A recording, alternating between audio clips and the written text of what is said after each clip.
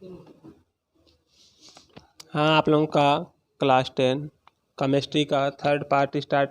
कल आप लोगों का नई वीडियो प्रोवाइड की गई थी। नई वीडियो में आप लोगों को बताया गया था धातु तथा अधातु, मेंटल एंड नॉन मेंटल।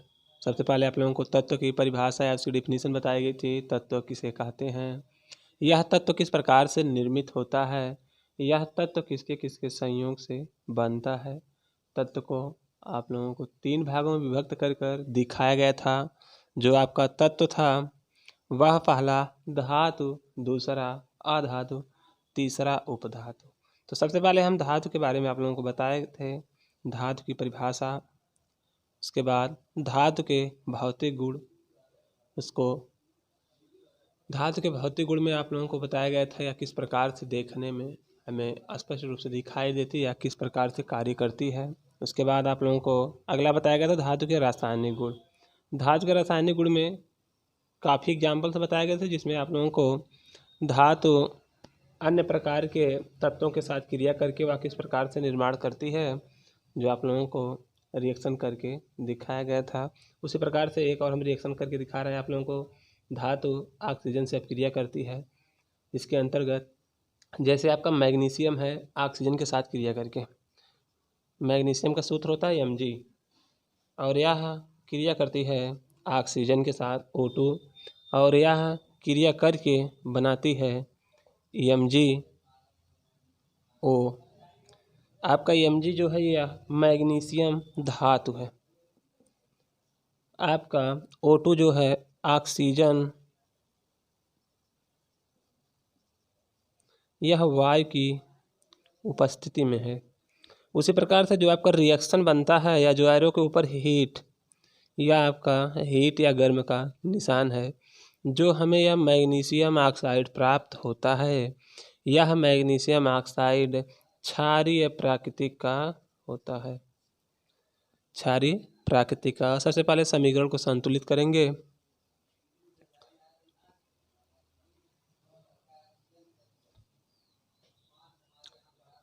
उसी प्रकार से अब आप लोगों को बताएंगे, यह कॉपर का दहन ऑक्सीजन में करने पर कॉपर ऑक्साइड बनाता है।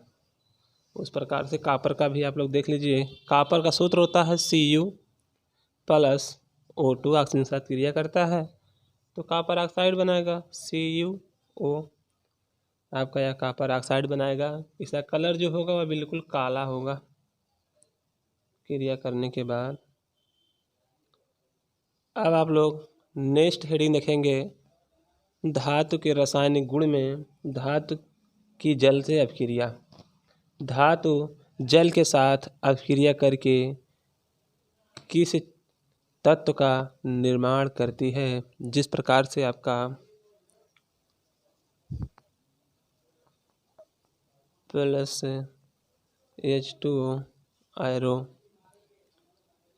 Hydroxide MOH plus H2 plus उष्मा। देखेंगे आप यहाँ एम आपका जो धातु है यह H2 जल के साथ क्रिया करती है।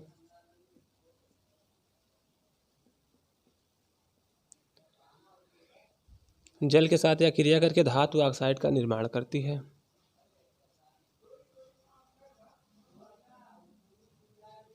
धातु ऑक्साइड का निर्माण करती है तथा हाइड्रोजन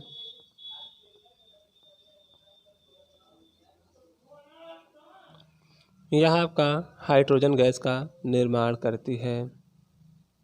उसी प्रकार से आप देखेंगे, यह आयरन जिंक के साथ क्रिया करके एल्युमिनियम, मैग्नीशियम आदि धातुएं भाप से क्रिया करके उनके ऑक्साइड तथा हाइड्रोजन गैस निर्मित करती हैं। तो सबसे पहले देखेंगे हम फेरस। फेरस का सूत्र होता है Fe आयरन, जिसे हम कहते हैं। यह क्रिया करता है भाप जल के साथ H2O। एरो यह बनाता क्या है, फेरस ऑक्साइड बनाता है। तथा हाइड्रोजन गैस। सबसे पहले हम देखेंगे जो हमारा फेरस था वह जल के साथ क्रिया करके फेरस ऑक्साइड तथा H2O हाइड्रोजन गैस का निर्माण करता है। उसी प्रकार से देखेंगे एल्युमिनियम। एल्युमिनियम आपका Al प्लस H2O यह हुई क्रिया करके AlO प्लस H2। एल्युमिनियम आपका हाइड्रोजन के साथ क्रिया करके एल्युमिनियम ऑक्साइड तथा H2 हाइड्रोजन गैस बनाती है। यह आपका हाइड्रोजन गैस का निर्माण करती है। इसी प्रकार से आपका 2 पॉइंट समाप्त हुआ। तीसरा पॉइंट में देखेंगे यह धातु हाइड्रोजन के साथ क्रिया करके किस प्रकार से निर्माण करती है। जैसे आपका हाइड्रोजन के साथ क्रिया करती है सोडियम। सोडियम का सूत्र होता है Na plus H2 arrow NaH। Sodium hydroxide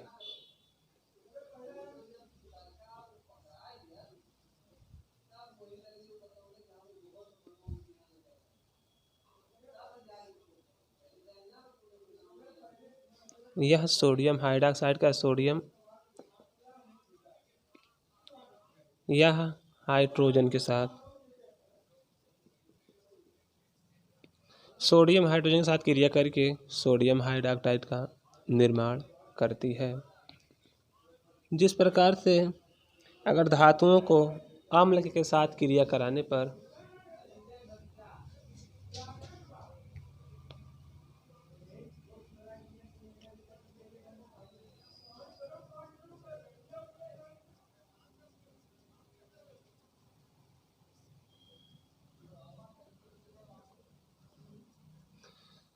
अगर धातु को अम्ल के साथ क्रिया कराया जाता है तो उसका किस प्रकार से रिएक्शन होता है।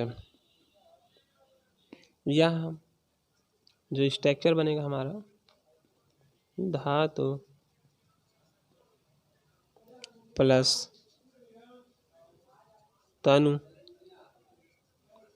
अम्ल आयरो धातु लवण प्लस हाइड्रोजन।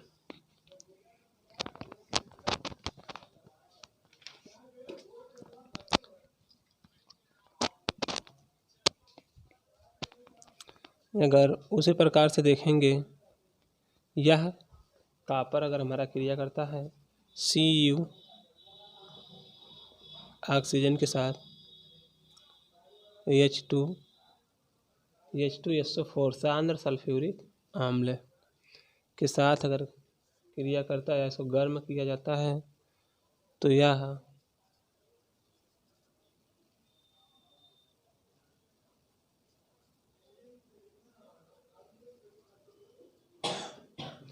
कॉपर सल्फेट तथा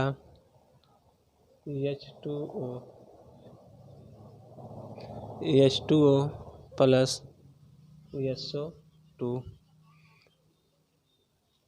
यह आपका सल्फर डाइऑक्साइड और आपका यह जल और यह आपका कॉपर सल्फेट।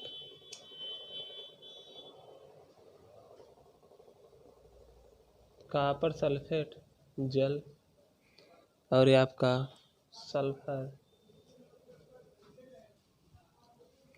डाइऑक्साइड यह आपका कॉपर क्रिया करता है सांद्र सल्फ्यूरिक अम्ल के साथ।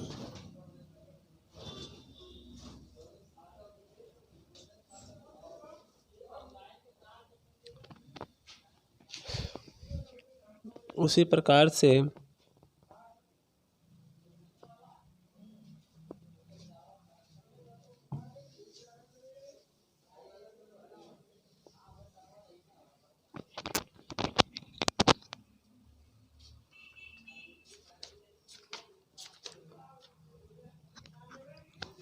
धातु के रासायनिक गुण में कुछ उसके पहचान है।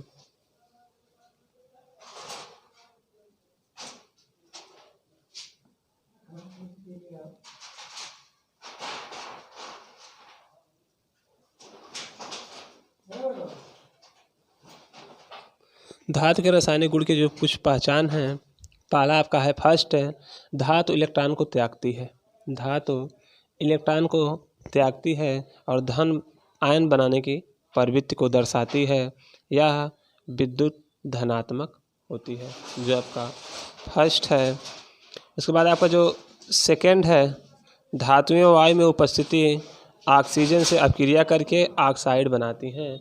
जिस प्रकार से आपको 6-7 रिएक्शन करा के दिखाया गया, जिस रिएक्शन में आपको यह घटना स्पष्ट रूप से दिखाई दी कि धातु वायु की उपस्थिति में ऑक्सीजन से अपक्रिया करके धातु ऑक्साइड बनाती है।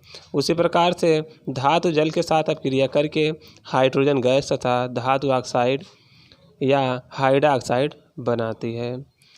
और अगर धातुएं तनु अम्ल से क्रिया करके हाइड्रोजन गैस तथा लवण का निर्माण करती हैं। जिस प्रकार से आपको जितना भी ये डिफिनीशन बताया गया, उस प्रकार से सारा रिएक्शन आप लोगों के सामने अभी स्पष्ट रूप से दिखाया गया।